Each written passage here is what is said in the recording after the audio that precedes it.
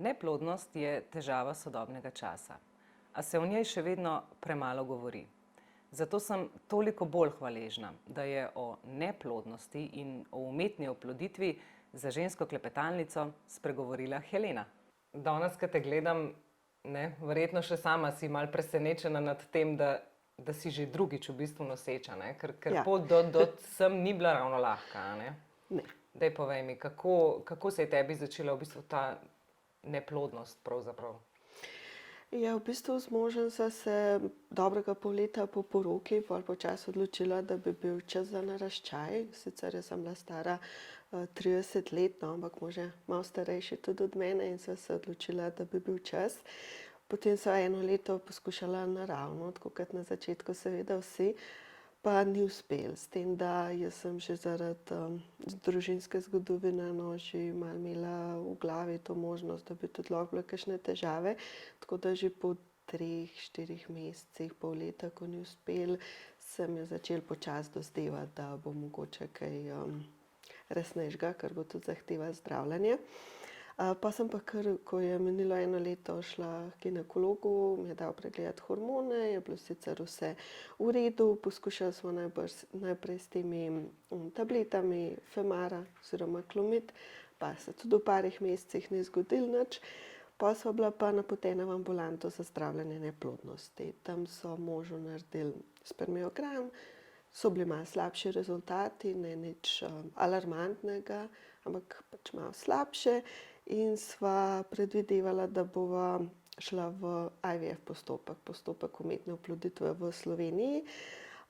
Pol se pa ni glih izšlo oziroma pri meni smo potem odkrili še neprehodne jajcevode, pa bi predlagan način zdravljenja bil tak, da bi verjetno, če že, najina pot do otroka trajala še vsaj 2 do 3 leta. In tega časa nisva bila pripravljena več žrtvovati, ker sva tudi takrat že videla, koliko je ta obdobje poskušanja zanositve lahko naporen za samo partnerstvo, za zakon. In sva se odločila, da greva v tujino. Takrat nisva nikogar poznala, ki bi šel v tujino, nobene klinike, nobenih priporočil nisva imela. Čisto samostojno sva se lotila raziskave. Jaz sem v bistvu imela tako zelo okvirno idejo že od začetka, da bi šla na Češko. Ta občutek, da bi nama na Češkem znali pomagati, sem dobila v bistvu čisto iz medijev, prek par poznanih parov, ki so se že odpravili tja pa so delili svojo zgodbo. In sva se osredotočila na češke klinike, pa sva pa v bistvu brala o njih, jih kontaktirala 10, primerjala različne njihove tudi cenike, ampak načine zdravljenja, lokacijo, odnos, ko so nam odgovarjali na maile, s 2 klinikama sva imela konzultacijo. In potem sva se odločila za Reprofit v Brnu. Zdaj, če gremo majčkeno nazaj, preden greva v to, kako sploh izgleda umetna oploditev in koliko stroškovno vse to za sabo potegne, me zanima predvsem psihični vidik tega, da ženska ne more naravno zanositi. Kako se počutiš v bistvu v tistem trenutku, ko veš, da enostavno ne bo druge rešitve, kot da greš na umetno oploditev? Težko je. Težko je, čeprav meni je bilo osebno težje tisto leto naravnega poskušanja, kot potem, ko sem dejansko izvedela, da obstaja razlog, zakaj ni šlo naravno in da tudi v prihodnosti najbrž ne bi šlo naravno. Mogoče je komu lažje, če ne dobi te uradne potrditve pa diagnoze, meni je bil pa hujši tisti občutek negotovosti, ker to je obdobje vsakomesečnih razočaranj. Vsak mesec pa čupaš, da bo uspelo, vsak mesec vidiš, da ni uspelo in tudi vidiš, kako začneš svoje življenje prilagajati temu, kdaj bo ovulacija, kdaj naj bi bila menstruacija. Tudi z možem precej potujeva in sem opazila pri sebi, kako je zmeraj to odzadaj v mislih, kdaj, če bo naslednja menstruacija oziroma kdaj, ko bi bila noseča, če bi pa uspela zanositi. Drugače, se pravim, že zaradi družinske zgodbe, tudi starša sta imela težave s neplodnostjo, sem se jaz vsaj zavedala možnosti, da ima par težave, bi rekla bolj kot vrstniki, ker se mi v tem kontekstu zdi en plus, ker je bil razočaranje malo manjše. Mogoče sicer malo bolj v tem smislu, a zdaj se pa še meni to dogaja, a ne? Ker je pač drugačna diagnoza kot pri starših, nima neposredne zveze, ampak mogoče sem pa majčkeno bolj bila pripravljena. Manj krut pristanek je bil. Ampak kako pa recimo to vpliva na partnerski odnos? Ne? Ker se mi zdi, da tudi v spolni odnos več ne greš sproščeno, a ne? Ne. Pač odzeti je zelo veliko te spontanosti, vse je načrtovano, vse je spremljano, ne. In če bi potem vse uspelo, bi bilo pač še nekako, tako pa, ker ne uspe, tudi veliko razočaran, dokler se ne zve v bistvu, kaj je razlog.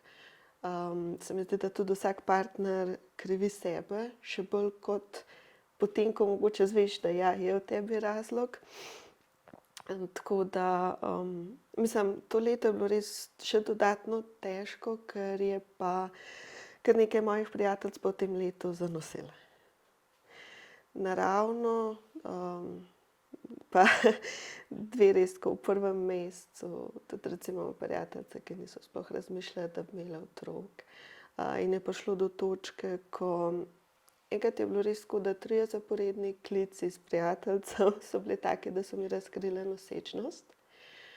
In je bil že mož tako, okej, to pa ni več možno. In takrat sem bila v res eni taki spirali negativni, ker se mi zdelo, da vsak pogovor se bo vrtel okoli tega, da vsaka ženska okoli mene bo noseča. Hvala Bogu, vsaj v družinskem krogu, no, nisem imela teh situacij, ampak v prijateljskem je bilo pa, zdaj, ker nazaj gledam, pač edino leto, mislim, res izjemno leto, ko so pač vsi imeli otroke. Ampak vse to se ponovadi ravno takrat zgodi, ne? Ko si ti v bistvu tudi v nekem krču v glavi, pa kar vsi okrog, pa kar jim uspeva, ne? Eno je, da si bolj pozoren na to. Recimo takrat se mi je tudi zdelo, da je ogromno nosečnic, ko greš po ulici, ko greš tudi na potovanjih, pa to se mi zdaj ne dozdeva več. Ampak, ja, da po 10 prijateljev 4 rodijo v 11 mesecih, pa pač nekaj, kar se ti ne dozdeva, ne, bilo pa pač tako naključje, oziroma glih prišli smo v ta leta, ne, ko so se ljudje poročili in pol, če niso imeli težav, so imeli otroke, tako kot bi jih imela midva. Ampak sta imela kdaj s partnerjem, da sta valila krivdo en na drugega? Ne. Želela sem ugotoviti, v čem je problem, ne v kom, ampak v čem, ampak z tega vidika, da bi pač lahko težavo rešili. Tukaj se mi zdi, da imam tudi jaz precej ta moški analitični pristop, no, jaz sem bila zelo tako, okej, ugotovimo, v čem je težava, in tudi pol, ko sem ugotovila, da je tudi v meni ali pa še bolj v meni, nisem se krivila. V bistvu se mi je zdela dobra novica, da takrat sem že toliko vedela o umetni oploditvi, da sem vedela, da je s to mojo diagnozo, saj z umetno oploditvijo zelo velika verjetnost, da nama bo pa uspelo, in to relativno hitro. Tako da ne, nisva krivila ne sebe, ne drugega. Je pa prišlo bolj do izraza, da mislim, da bi mož znal nekako predelati v življenju, če ne bi midva imela otrok. Ni toliko se osrediščil na to, da bi imel otroke. Jaz sem se pa kvečjemu skozi bolj. Jaz sem imela željo imeti otroka že, ne vem, od 15. leta, ni bilo to pri meni sploh vezano na pač zdajšnjega partnerja, ampak sama zase sem vedela, da si jih želim. In bolj, ko so bile težave, bolj sem se osredotočila na to. Nikoli nisem razmišljala, da ja, saj, če nama pa res ne bi uspelo, so pa še druge stvari v življenju, na katere se lahko osredotočiš. Pa ne, da za druge ljudi to mislim, za druge se mi zdi, da lahko čisto polno in srečno živijo, tudi če nimajo otrok. Tudi mož se mi zdi, da bi zmogel to, jaz pa ne. Ker vsakič, ko bi videla enega otroka ali pa mamo z vozičkom, bi doživljala nek boj samo v sebi, ne? Ja, se mi zdi, da ženske v večini, ne, obstajajo tudi drugačne, ampak v večini smo narejene tako, da si želimo za nekoga skrbeti, ne, pač za otroka. Ja, če ta želja res iz tebe izhaja, če ne gre za to, ja, zdaj smo pa toliko stari pa na tej točki v življenju, pa kdo bo skrbel za nas, ampak da si res želiš otrok, pa je zelo težko, no, če jih ne moreš imeti, oziroma dokler jih ne moreš imeti. Ker v bistvu za to gre, a ne. Saj midva sva po tem 2 letih mi uspeli zanositi, ker je v bistvu relativno kratka doba v tem svetu umetnih oploditev, ampak ti tega ne veš. Če bi midva vedela, da nama bo uspelo, ampak 2 leti kasneje, pa to ne bi bila taka tragedija, kot je takrat bila, ampak takrat ne veš. Takrat se sprašuješ, a boš kadarkoli postal starš, a ne. Zdaj, če gremo na to, da si šla ti v tujino dejansko, ne, zakaj recimo v Sloveniji nisi poskusila? Ker jaz poznam tudi kar nekaj recimo ljudi, ki so v Sloveniji šli 4-krat, 5-krat na umetno oploditev, pa je na koncu recimo uspelo, ne. Zakaj si se ti odločila za tujino? Ja, v bistvu sva želela od začetka poskusiti v Sloveniji, vsekakor, v bistvu v tujini sploh nisva razmišljala. In ja, letno je več kot 1000 parov, ki v Sloveniji dobijo otroke. Zelo visoka številka in večina parov še vedno se nekako pozdravi v Sloveniji, ne v tujini. Pri nam je bil predvsem ta faktor res, meni je bila takrat predlagana operacija, s katero bi sprostili te neprehodne jajcevode, so mi pa na Jesenicah, kjer so mi ta test opravili, zelo iskreno povedali, da eno je povrniti samo prehodnost, drugo je pa povrniti funkcionalnost. In da se zelo verjetno to ne bi obnovilo v taki meri, da bi pa v tistem letu poskušanja uspelo naravno. In je pač v reali samo pomenilo, da bi bila v isti situaciji, kot sva bila takrat, a vsaj še 2 leti. In jaz osebno tega nisem bila pripravljena. Mislim, bi naredila še veliko več, kot sva naredila, da bi se izognila še 2-letnemu čakanju. Ok, in potem si ti v bistvu šla v tujino, ne, na Češko si rekla. Kako pa to izgleda, no? Prideš tja, kako izgleda sploh ta umetna oploditev? Ja, midva sva takrat šla neposredno na kliniko, se pravi ne pred nekoga, ki je koordinator, kot sem zdaj jaz. Dejansko se neposredno obrneš na kliniko prek maila ponavadi. V angleščini imajo osebe, ki govorijo angleško, slovensko žal recimo na Reprofitu ne, angleško pa. In jim pišeš, da se zanimaš za postopek. V osnovi gre za to z lastnimi zarvanimi celicami in potem se začneš pogovarjati in domeniš za prvo konzultacijo z zdravnikom in izpolniš spletni vprašalnik, pošlješ izvide, ki so relevantni, midva jih niti nisva toliko imela, no, ampak vseh prejšnjih zdravljenj, če bi že bila. Pol sva pa midva takrat šla osebno gor na Reprofit na pregled. To sicer zelo malo pacientov naredi, ampak midva nikoli še nisva bila v postopku umetne oploditve, no. In sem želela tudi videti, kako se dajejo injekcije za stimulacijo in vse to, kar je veliko drugim parom že znano, ko pridejo tja. Tako da sva bila novembra 2020 potem osebno gor, ena redkih pacientov, to je bilo že zelo covid obdobje.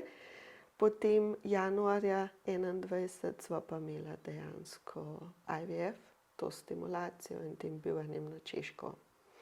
In je v prvo uspelo? Uspel je v prvem ciklu, ne pa prvi prenos. Prvi prenos zarodka, ki je bil sveži prenos, je bil neuspešen.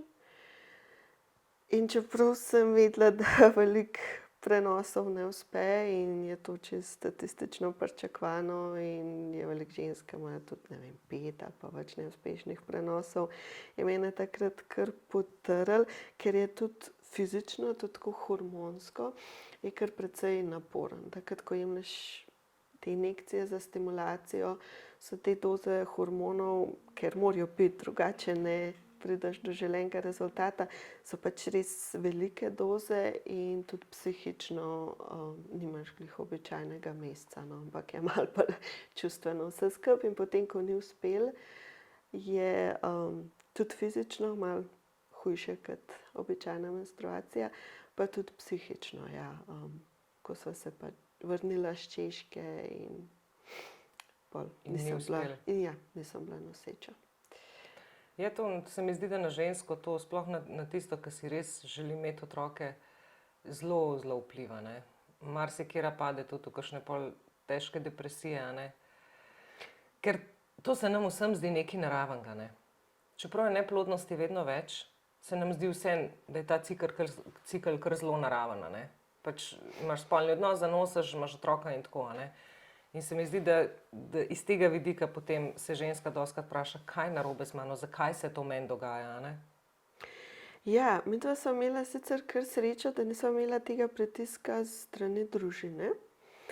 Pa to, da sem bila še relativno mlada, pa da tudi zaradi najinega potovanja pa sloga življenja se niso večinoma še začela ta neprijetna vprašanja. Ker mislim, da je še veliko težje, ko te res tako ljudje začnejo najprej spraševati, kdaj boš, pa skozi bolj namigovati sploh ženskam, ne, da zdaj pa bo počasi treba, ker ni več toliko časa. Tako da mislim, da veliko tega pritiska pa negativnih občutkov tudi od zunaj pride. Mogoče ne hote strani ljudi, ki izvaja ta pritisk, ampak... Se mi zdi, da je to kar že eno tako splošno vprašanje. Ja. Kaj zdaj, kakšni otroci ali kaj sploh, če si v partnerski Ženskam. vezi že dlje časa, a ne? Ženskam, Seveda, ja. ker recimo mojemu možu, pa je bil pol star 40, ko sva dobila prvega otroka, do takrat ni nikoli nihče rekel, a bo imel otroke, a želi imeti otroke, a poskušava, a ne gre, zakaj jih še ni imel, a bi bil počasi cajt, a nikoli.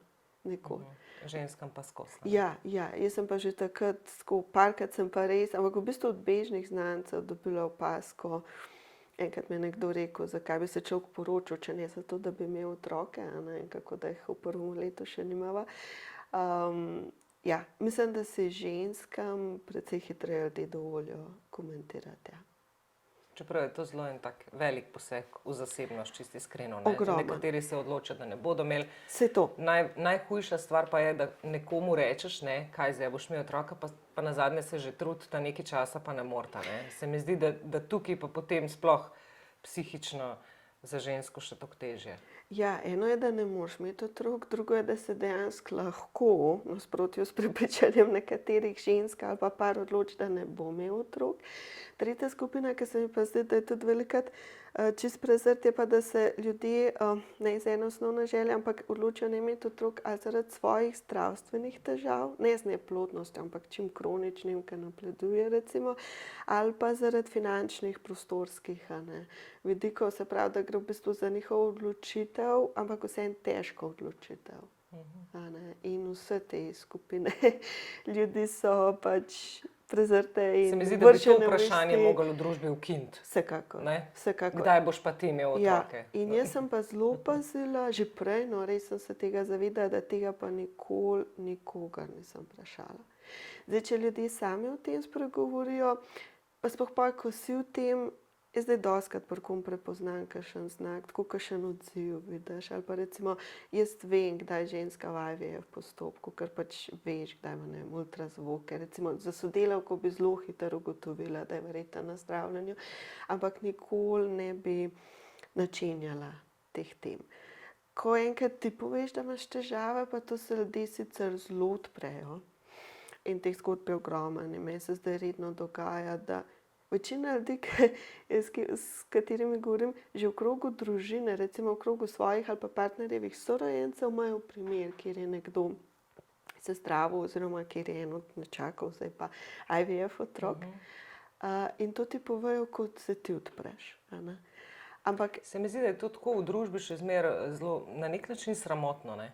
Da ti pa zdaj ne moreš imeti otrok, zdaj moraš iti pa na umetno oploditev. Se mi zdi, da saj se odpira, ne, tukaj se družba zelo odpira, precej. ampak še vedno se mi zdi, da je dostikrat predsodek, kaj pa je narobe z vama, da ne morata imeti otrok. Jaz mislim, da je bolj predsodek za moške, če je pač jasno, da je moška neplodnost, ker je sicer malkrat jasno, ker večina parov ne pove konkretnega razloga. Se mi zdi, da v zadnjih letih tako za sam IVF, da se je precej premaknilo. Veliko je teh tudi prispevkov v medijih, pa profilov na družbenih omrežjih pa to. Mislim pa, da je še ogromen tabu karkoli v zvezi z drvanimi celicami. Drvana jajčica, drvano seme ali pa ta zadnja stopnja, kot rečemo. Nadomestne. Ne, ampak doniran zarodek. Aha. Se pravi, kjer nihče od staršev ni v bistvu biološki starš potem otroka. Nadomestno materinstvo se mi zdi pa potem pa še precej ločen sklop, ker tam je pa potem še ena druga odrasla oseba zraven, no, in tisto se mi zdi še druga situacija. Zdaj, če greva stroškovno na postopek umetne oploditve, ne? Prej sva se sicer že za kamerami pogovarjali, nisem pričakovala tazga odgovora, jaz sem mislila, da gremo tukaj v številke 20 000 plus, Ja. ne? Zdaj, večina ljudi si vseeno predstavlja, da so te zadeve še dražje, recimo na Češkem, kot so, zato ker v enih drugih zahodnih državah res so, recimo v Združenem kraljestvu so stroški postopka tam vsaj 6 do 8 tisoč funtov, ampak ta ideja, kot si rekel, 15-20 tisočih pa pride bolj z Amerike, no, kjer pač dejansko toliko stane in tam je tudi drugače s tem javnim zdravstvom in malo večje komplikacije. Na Češkem je tudi zato toliko pacientov se tja odpravil, ker so cene vseeno relativno dostopne. Zdaj, če čisto konkretno za Naja povem, naju je vse skupaj, ampak če res seštejemo vse, za oba otroka, zdaj, ki jih bova imela prek IVF-a, prišlo 7 000 evrov, s tem, da sva potem še 2 000 evrov dobila povrnjen strani ZZZS-ja, kot en postopek v Sloveniji. Tako da, to je bilo z lastnimi celicami, relativno hitro nam je uspelo. Ampak ja, samo toliko, da ljudi malo lahko umestijo. Nikoli ne bom rekla, da si vsak lahko to privošči, da čisto vsak par lahko gre. Sam mislim pa, da če damo na to lestvico, ne vem, koliko recimo stane pa avto ali pa stanovanje, pa to je pa ja vse en nižji strošek, kot ga veliko ljudi pričakuje, predkrat se res poglobi malo bolj v cene. Ti si zdaj drugič noseča, ne? Ja. Z enakim postopkom. Iz istega cikla, ja, sta oba najina otroka. Takrat januarja 2021 nam je uspelo pridobiti na koncu 6 zelo lepih zarodkov. Svež prenos ni uspel, potem prvi prenos zamrznega zarodka je uspel in imava 2-letno hčerkico. Ko sva se pa odločila za druga otroka, je pa potem tudi prvi prenos uspel in ja. In tako je v bistvu. Takoj, ja. Se mi zdi, da si mogoče tudi malo bolj neobremenjena, ne greš, ker enega že imaš, a ne? Precej. Ni več takih razočaranj, tudi če ne bi v prvo uspel, ne? Ja, glavna razlika je med tem, a postaneš starša, ne, a imaš otroka ali ga nimaš sploh. Tudi jaz sem edinka osebno, no, in se mi to ne zdela nikoli taka tragika. Možu sploh ne, sicer ni edinca, ampak bi bil čisto zadovoljen tudi s tem, da je ena hčerka edinka. Tako da drugo je bilo psihično čisto drugače. Tudi, midva manjša razlika, kot jo bova zdaj imela, se niti ne bi želela. In zdajle v drugo sva psihično imela še zelo velike rezerve, ker sva v bistvu šele začenjala preklapljati na to možnost, da bi bila spet noseča, da bi imela še enega otroka, in pa se je takoj zgodila, ne. Tako da drugo je bila psihična čist druga izkušnja. Samo se mi zdi v bistvu tudi tako, ko nekaj parov poznam, no, ko so malo težje v bistvu prišli do otroka, da je ta psihičen del, ko ti prvi mesec, drugi mesec, tretji mesec ne rata, pol si pa že psihično toliko, kaj če je zdaj z nama nekaj narobe, ne? In se mi zdi, da to, kar si pol v glavi daš, pol se kar ne more tam dol nič zgoditi, ker ne si tudi v glavi zadal, da imaš take težave in da nič ne bo, a ne. In veliko ljudi poznam, no, ko se kar nekaj časa trudijo, ne, dokler ne spustijo teh zavor, da lej, tako kot mi je namenjen, ne, če ne bo tako, bom šel pa z umetno oploditvijo, se mi zdi, da je kar psihično v glavi največja težava, no. Ja, po svoje res. Mislim, stres, pa psihičen je tle velik dejavnik, stres nikoli ne pripomore k zanositvi, a ne. In res je, da v bistvu skozi bolj ugotavljaš, da bi bilo fino, da bi bil sproščen, si pa skozi bolj napet, a ne, v tej neki spirali.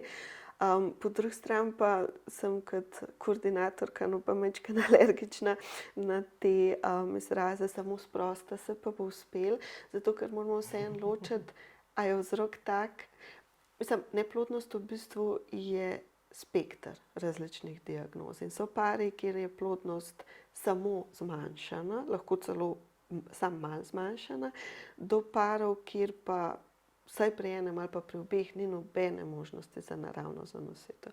In če ima ženska popolno varijsko odpoved ali pa če je moški prebolel pač raka z obsevanjem mod, recimo, in pač res ni nobene semenčice, potem nobeno sproščanje, nobeni miselni premiki, tle tudi hipotetično ne morejo ničesar zboljšati, a ne.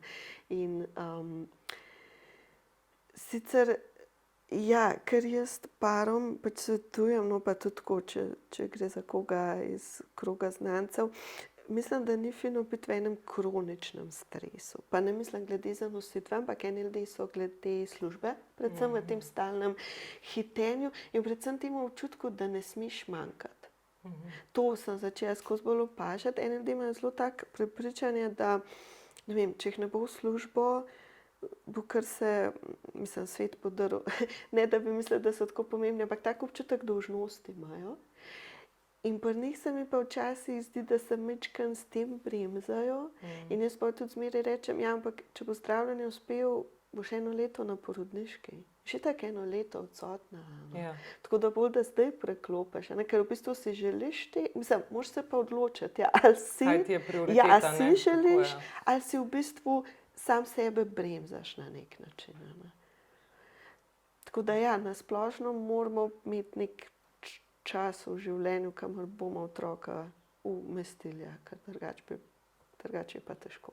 Zdi se mi, da je zelo pomembno, v bistvu, da o teh stvareh govorimo, ker je neplodnosti vedno več in da damo ljudem nek optimizem, da se da tudi na drugačne načine in da nič ni narobe s tistim, ki ne more zanositi, da to se pač dogaja.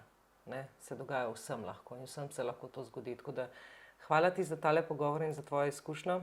Hvala Sem tebi zelo za povabilo. hvaležna, da si v bistvu, da boš predvsem ostalim v navdih. Hvala tudi tebi.